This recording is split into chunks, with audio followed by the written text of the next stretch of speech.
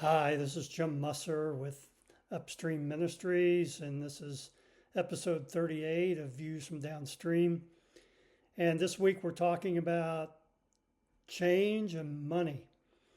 And I mentioned on Monday that the two things that often people don't like are change and the focus on money, and just how money can stand in the way of change that is necessary.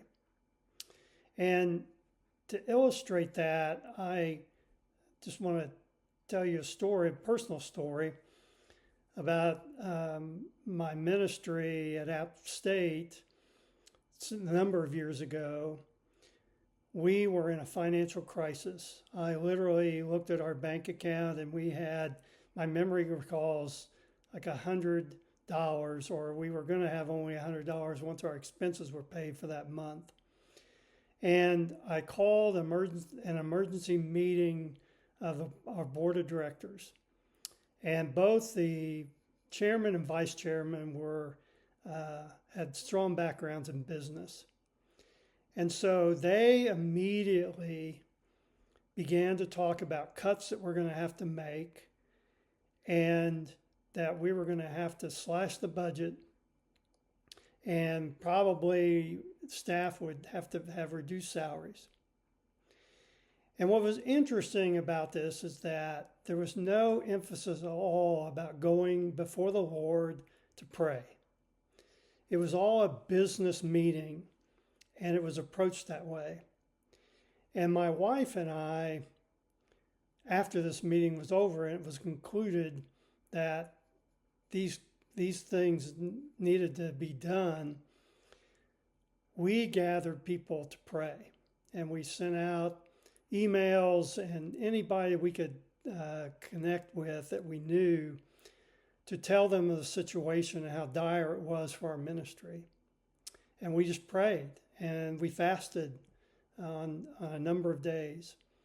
And let me tell you what God did. Within about a month, maybe a little over a month, we had over $30,000 donated. Now, that may not sound like much, but that was well over half of our budget for the year. And it just went to demonstrate to us, and hopefully it demonstrated that to our board, that God can be trusted. And while these leaders of our board were all about making these drastic changes, what they did not do was really petition the Lord and trust in Him and see what He could do. And I share that story because I feel like that's what happens when the church is challenged to change, is they often look at the attendance and the financial implications of a decline in attendance, but do not look at spending time in prayer and fasting and really seeking the Lord and trusting Him. Often churches run like a business, and they make decisions like a business. But the church is not a business. It is a community. It's a community led by God. And we can trust God to lead us, and we can trust God to provide for us. And so when we look at the idea, okay, we're going to change some things about the way we do a discipleship. We're going to really, in a sense, demand more from parents to be followers of Jesus and to disciple their children.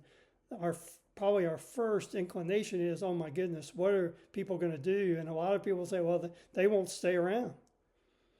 And that is a reality. They're probably right.